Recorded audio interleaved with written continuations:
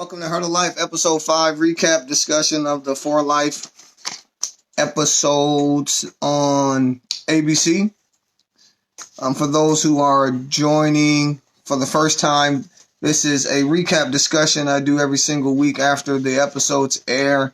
They air every Tuesday night at 9 p.m. Central Time, and then each night after that, I go live here from the Heart of Life Facebook page and just talk about some of the things that were highlighted in the episodes, how I feel about some of those things, what really the state of our criminal justice system. The purpose of this series is not only for entertainment, it is to actually shine a light on some of the injustices or malpractices, or reality, some of the reality that is life in the criminal justice system, whether that be as a correction officer, whether that be as a warden, whether that be as a prosecutor, whether that be as a judge, or whether that be as an inmate. And so this episode this series does a great job of actually really having a point of view from all these different vantage points. One thing I know about the criminal justice system is that it is complex. It's simple, but it's also very complex. It's only broken down into 3 main buckets: law enforcement, courts, and corrections. But within those 3 funnels is all type of intricacies when it comes to the system. The episodes series really highlights a lot of what goes on in courts and then in institutional corrections. There's also community corrections, which is an area where I do most of my work in providing community support reintegration services to those who are formerly incarcerated and are re-entering community, workforce, family, and society. But this series does more of a highlighting on what's going on in the courts and what's going on in the institutions. Episode 5, things are really ramping up. For the last couple of weeks, I've actually talked about the call to accountability for ethics and morality when it comes to, contraband in and out of the facility. We can see how the drugs are getting inside of the prison, with the captain actually smuggling drugs in through stakes and using his entitlement, using his status, using his tenure within the system and abusing it by actually just bypassing some of the normal security checks and just not maybe being treated with as much suspicion as they place upon everyone else in the facility, or at least the inmates in the facility. And I talked about in my points about everyone being human. So when all of a sudden you work in the system and then you're given a different level of accountability or entitlement, what you find is you end up having leaks in the system. The system already has its challenges with how it was designed and how it operates. And any system is going to have its flaws, just because we as human beings are not perfect. And so we aren't going to be able to design something that's perfect. But when you introduce then into a system that's already has its flaws or has its challenges, the immorality and unethical behavior of our own character at times, it's just it really complexes it. It really convolutes the water. And we're seeing that when we have correction officers that are behaving like criminals, doing criminal behavior, criminal activity, and getting away with it. I really hope to see justice be served as this episode continues to unfold, or as this series continues to unfold. So we'll see how that goes. So that's how the episode started. It started off with where it left off, with really the institution having an eye on what's going on with the contraband getting inside of the facility. And I spent the last 2 weeks really talking about a lot of that. So I'm just going to go ahead and move forward because I've already stated my position on how I feel about that. In regards to the courts and what was highlighted in the courts today, one of the arguments Aaron Wallace made right away, or that he brought to light, is he says, if I can prove, that when he discovered that they had a confidential informant and that the confidential informant was never brought to trial or was never revealed during the trial. He says, well, if there was a malpractice there, or if there was a misconduct there, then he may be able to really base the entirety of his desire for a retrial on the concept called fruit from a poisonous tree. And so I recall back when I was going through my education in criminal justice back at the University of South Dakota, we had to take criminal procedure class, criminal law, criminology, intro to criminal justice, things of that sort.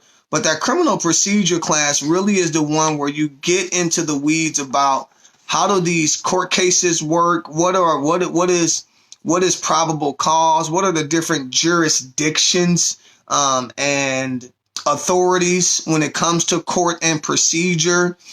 There's different levels of what is called burden of proof, and so you have like reasonable suspicion, probable cause, beyond a reasonable doubt, all these different type of things. But the reality is, in procedure, in criminal procedure, the chain of command has to be lockstep, ethical, moral, law abiding, like legal, ethical, and moral, the chain of command.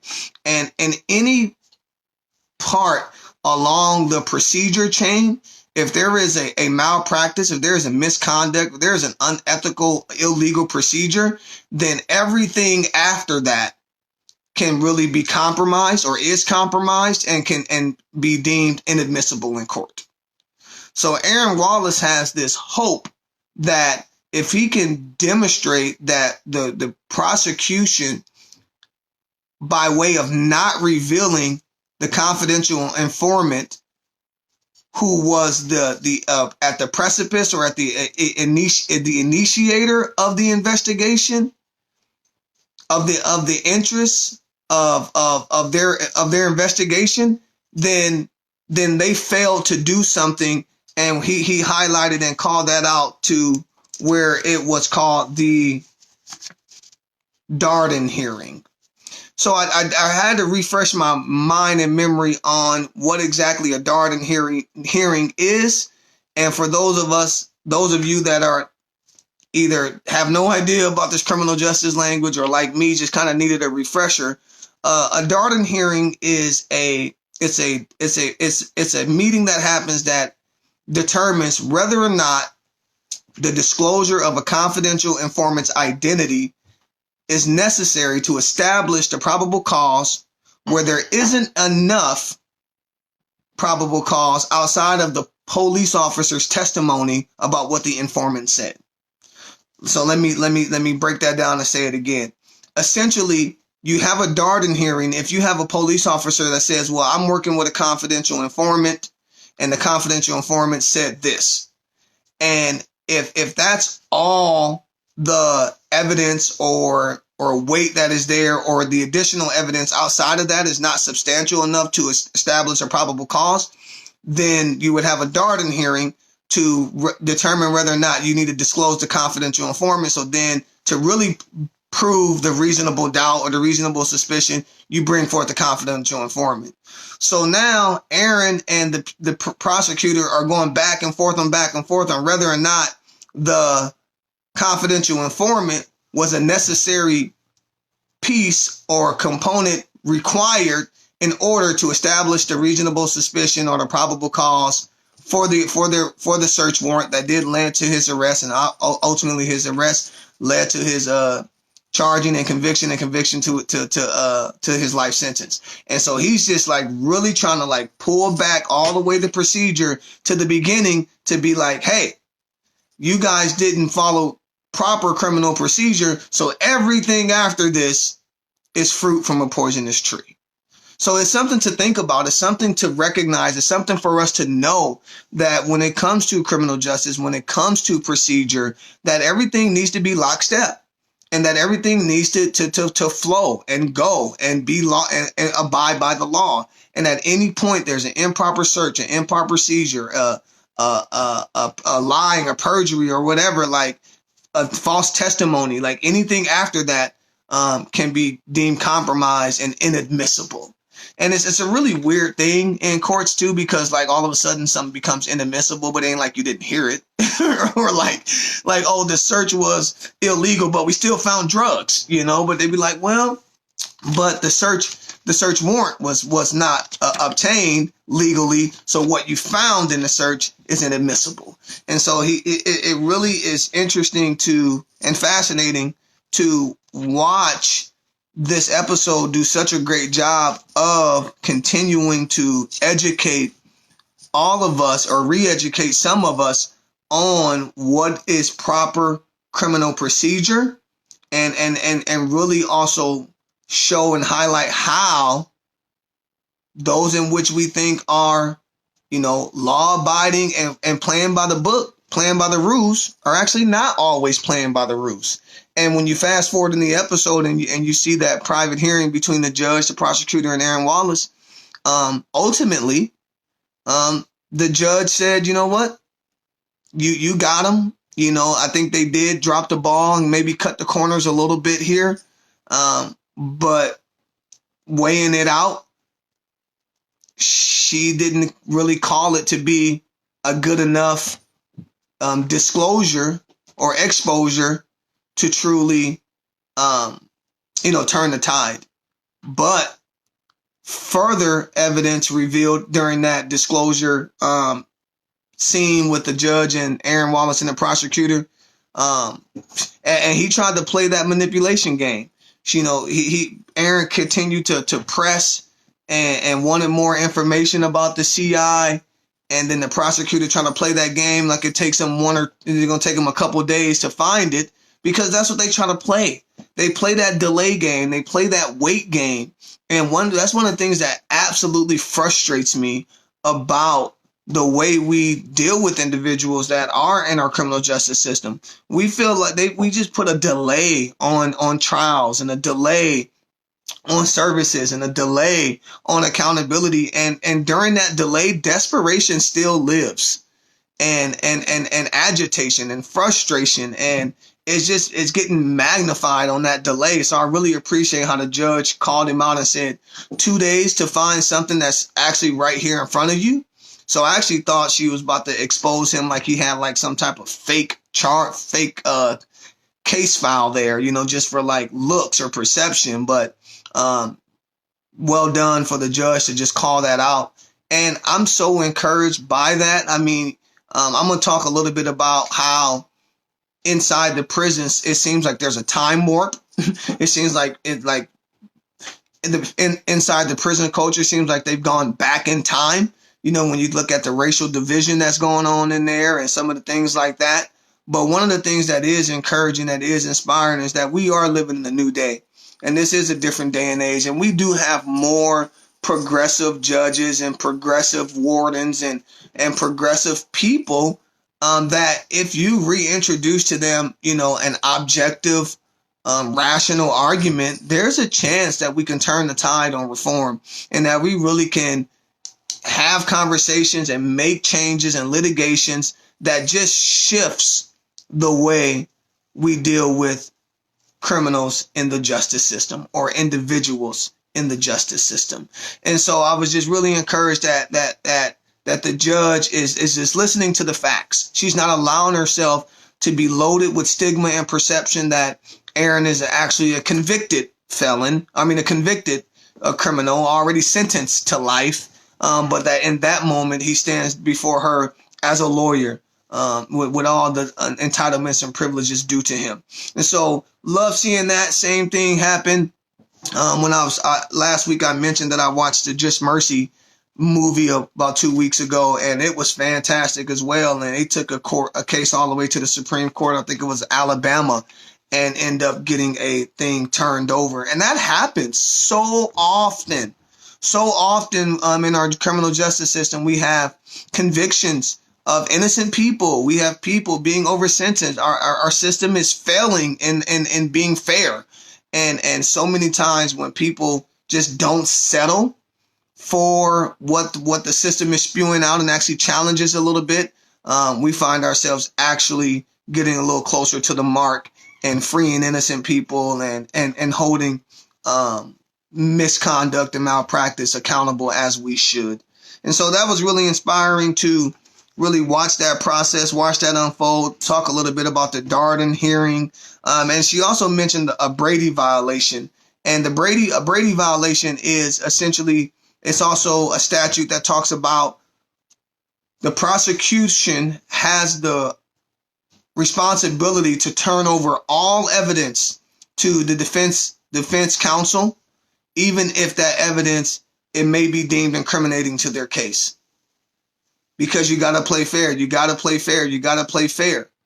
And if you are withholding evidence from the defense because it may be incriminating, then you're not playing fair. You're not giving them a fair chance to argue the case. And that's what would be called a Brady violation. And she says that's a whole nother ball game. So Aaron is doing a great job of really exposing some of the misconduct and malpractice that happens within the system.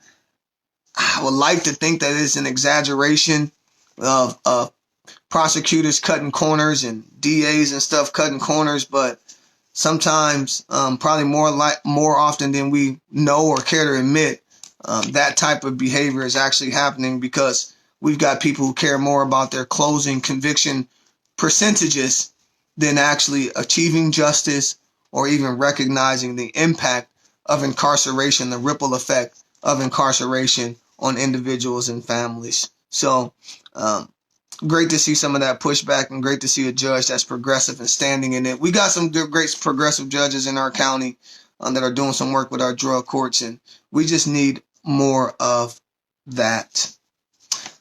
Some of the stuff I saw steps out to me, obviously, for those who know me, and those who don't. I do also have a history with incarceration. I did spend some time myself as an inmate in federal custody for 14 months of my own life, and I get triggered when I watch this stuff.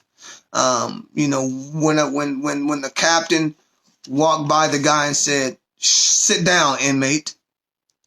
Like, that hurts. That reminds me of the dehumanizing way in which individuals are addressed while in prison. That's one of the problems. That's one of the big issues is to change a culture, you change the language. Definition of culture is like language, food, music, norms. And the culture within our prison system is to treat individuals not like individuals. We call them by number or we call them by label. Calling them inmate is just dehumanizing, and morally it really does a number on how you feel about yourself and how you perceive yourself. And we fail at building people up. We fail at rehabilitating when we have individuals doing time in prisons and jails. And one of the ways we do that is by allowing our professionals in the criminal justice system to talk to individual human beings like less than that, by calling them things like inmate. Some of the other stuff I saw that maybe is from an education standpoint. He said when they went and picked up those new prisoners and they said, the prison Lubbock or whatever the prison name was, it's a level 4. Well, what that means is what they're referring to is the security classifications. So in our criminal justice system, the prisons have security classifications. There's minimum prisons, there's medium prisons, there's maximum prisons, there's supermax prisons, there's camps at the federal level as well. And each of the level of those classifications just determines the amount of like security and restriction. The higher the level, the higher the security, the higher the restriction. What breaks my heart about it is the higher the level of security, the least and less humane people are treated. And I understand fully that there's a reason for classification and helping the institutions to have an understanding of the type of individuals they're housing and working with. But at the same time, there is something so counterintuitive to just housing all of these dangerous people in the same place, like all these level 4s, all these level 5s in the same place. Like there's like, how do you get better surrounded by all level 5 offenders or level 5 like security? How? Like there needs to be a diversification of the classification. There needs to be complete reform in the way in which we interact with the inmates while they're in prison and jails. And there's just some disturbing realities when you get to some of the highest levels of security that our system offers for individuals who have committed crimes. And there's no surprise why people come out of prison callous, hard, quiet, and even more dangerous at times because of these security levels and the way we treat them like animals and lock them in cages and treat them like dogs. And so I don't know, it just kind of triggered me a little bit and I wanted to talk a little bit about security classifications and the fact that that's a reality within our criminal justice system. Right or wrong, I'm not really taking a position on right or wrong. I'm just saying that it's just something to be aware of how the system really works. Watching that process as well, it was interesting to really see how new inmates respond to new inmates in prison, how the institution responds to new inmates in prison, different things like that. It really just reminds me, and I've said this, I think this in episode 1, that people in jails and prisons are so intuitive. They're watching every single social cue, micro expression. It's such a place of perceived danger, and it's not necessarily that perception is not the reality, because there is dangerous people in there. But like every day, all day, like their brains is in a state of like survival. And when you are in that survival brain, when you're in that midbrain, and the parts of your brain is firing in that way, you are just wired to really be hyper vigilant and super acute to scenarios. And it's just really interesting to watch how, when you've seen Aaron and then 50 Cent and then some of the other individuals, when that guy came to the yard, and how like everybody's antennas go up. And it just really is an interesting reality to see the level of intuition that goes into surviving a prison yard. I did get inspired by the warden. She said, here at this prison, because she's a reformer, she's trying to do some reform. In fact, later in the episode, she's talking to her wife, and she's got this whole thing called the Restorative Reform Initiative. And she had put a pretty bold statement in there about reducing prisons by 35%. I know I've got some friends in this state that has some bold statistics like that, and I believe in them. I try not to be extreme in my positions or in my thinking, but we do need a change, and we do need to shift, and incarcerating less people absolutely is a direction I believe that we should head in and move in, and save some dollars, and decrease the level of negative consequences that come from incarceration. So the warden, when she was talking to that the new inmate that came, she says, you're going to have freedoms, privileges, and respect here in this prison that you probably didn't get at the other prison, which was a level up. So he leveled down or whatnot. But I really thought it was encouraging to hear about being treated with respect, having some freedoms and privileges, because those things are really hard to perceive as even a reality when you are confined and locked up. You're not treated with much respect. Privileges are pretty few and far between, and it's definitely a task to feel free while confined. But to have a warden with an intentionality to lift up those spirits and attempt to provide some humanity to individuals while they're incarcerated. And that's exactly what we need. We need to treat individuals like human beings while they are doing their time and being consequence for their actions. They're still human beings, and we need to treat them that way. But she says, don't mistake my humanity for weakness. And she just kind of has to still have her guard up, because at the same time, I don't let individuals off the hook either. Those who know my style of coaching know that individual responsibility is a big part of what is also required and necessary when we're talking about corrections and reform. And criminals got criminal thinking issues and errors and challenges, and they do manipulate, and they do give them an inch, and they sometimes try to take a mile. Prime example, the guy, I think his name is Clay. I just met him. It's 50 Cent, but I think his name is like Clay. And he asked Aaron for the phone once. He exposed him by saying, "Hey, your friend told me you got the phone." And then once he let him use it the one time, he exploited that to say, "Listen, it's my phone now," because that's how it works. That's why you can't give anything in prison. You give an inch and you compromise your own, I don't know necessarily if it's integrity, but your own security, and people abuse it. So even I don't blame the warden for still having a hard line and establishing a line that says, "Hey, I'm gonna treat you like a human being. We're gonna give you privileges, respect, and freedom, but don't abuse it, and don't think that we still won't enforce the authority that we have, because we will."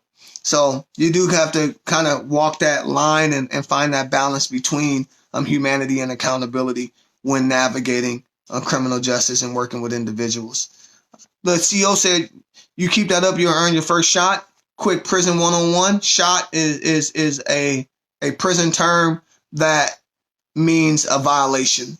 So a shot is just a report that says you violated one of the codes of conduct in the prison. And then there's an internal, essentially, court system that works within prisons, where you have not necessarily trials and stuff, but hearings and consequences and things like that. But if he says it again, you guys will know what he means when he says you can earn your first shot. A shot is a violation of prison rules, but that's they use it in the prison term. I talked a little bit about the prison house welcome, how the warden, said what she said, but then did her hard line. But also the inmates, and you can kind of see people know each other from other institutions, and people know each other from being out in the community and out in what they call the streets together and things like that. And they just start introducing each other to people for security, for comfort, for belonging. I know for myself, my first day inside, I went and found someone I knew was in there right away, and that made my time that much more bearable. I was given security.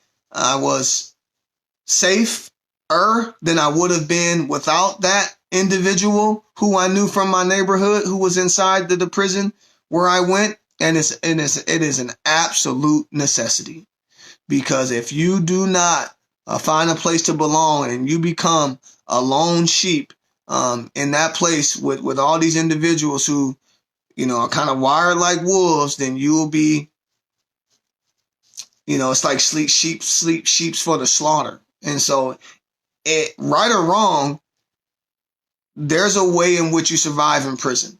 And part of that culture that is intact is finding people that the racial divide is sad, but it's true. You've seen how even in the cafeteria where they had that issue, and they said it was Wild Bill's table, and obviously Wild Bill he's more of a white supremacist type of guy, an Aryan Nation type of guy and whatnot. And he's like, "Hey, your table's over there," and things like that. And it's just a reality. There's a super time warp that happens in the prison culture when you have those racial divides. What I saw that was not cool was the guard that said, "This is Wild Bill's table."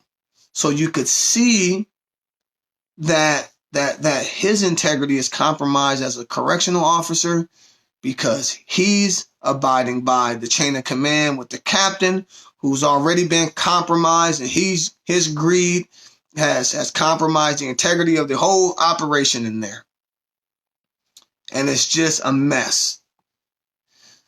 And it's a reality of how things go down in some institutions, and that this is not an exaggeration of some of the misconduct that happens in there. One thing that I also saw that stood out to me before I get into that, because that's I'm gonna make a hard stance on it, and I'll go ahead and give it a tease now. Aaron Wallace's wife, father, he's wrong. he wrong.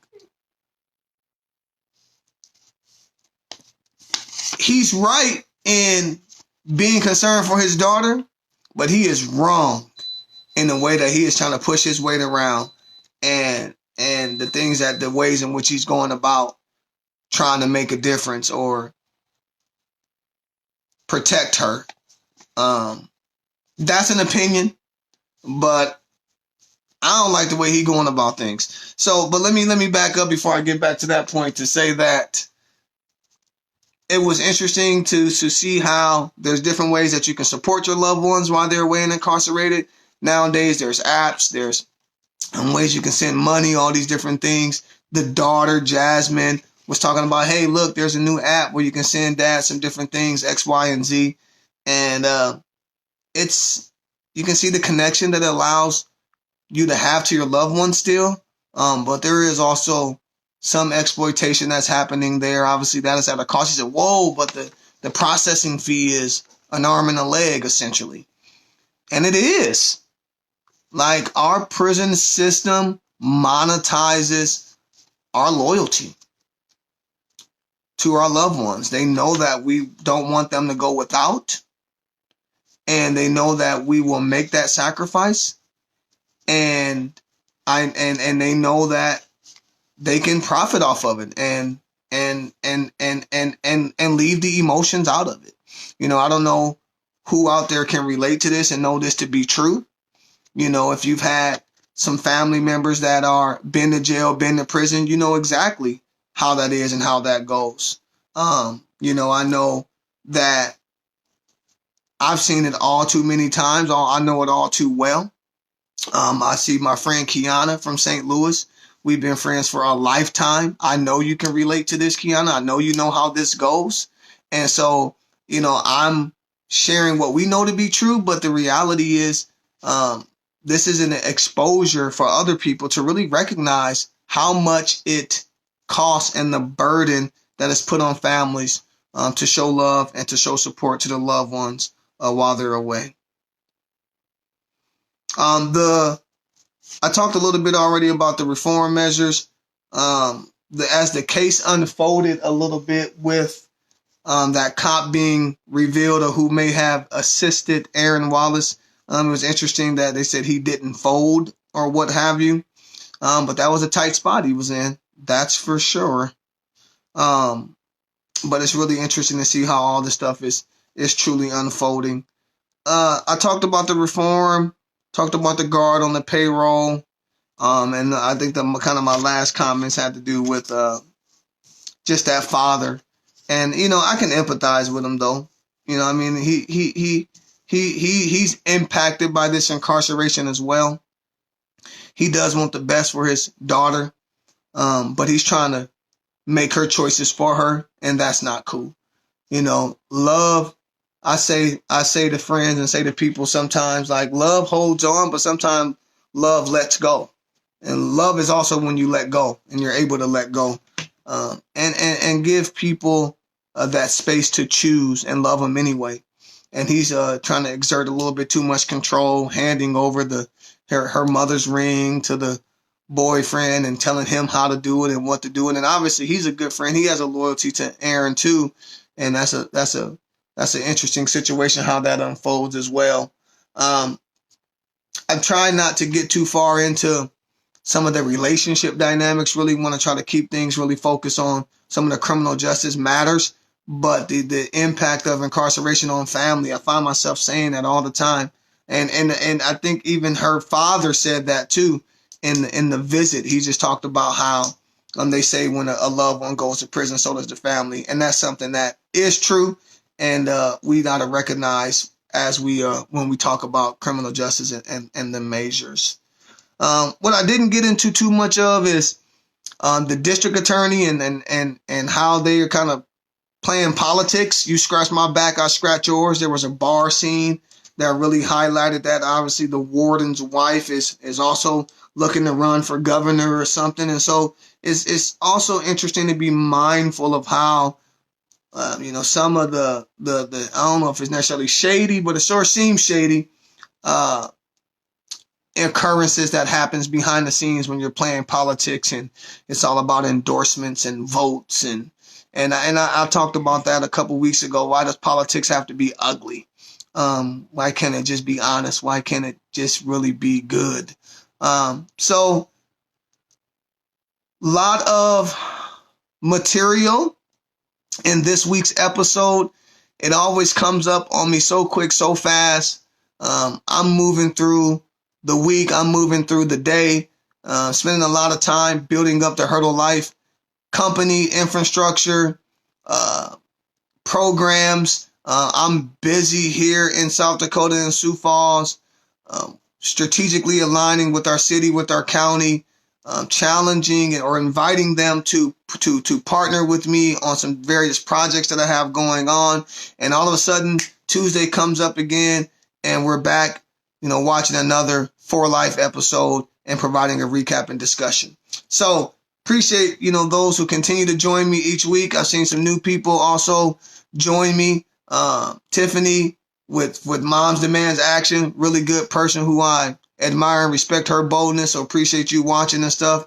Chelsea, I seen you joining in this week as well. I do this every week, just coming from my heart, sharing what I believe, how I feel, what I think. And it comes up quick. So it's unscripted, and it's just me being true to what I believe is important, which is having conversations about this, having dialogues about this, supporting people when they're coming out, but also doing the work to educate all of us, that we can rise to an accountability to really move forward and advocate for a change within our criminal justice system. So I'll keep doing it. We'll be back here next week. We'll do it again. I appreciate all the support. Apologize for the delay in jumping on it. There's just a lot going on. Please be safe out there right now. The COVID-19 stuff is going on. Practice the social distancing, wash your hands, sanitize, and pray for our community. Pray for ourselves, and let's just be safe out there. And I'll see everyone next week. Thanks for joining us. Thank you for joining me. Heard of Life. Peace.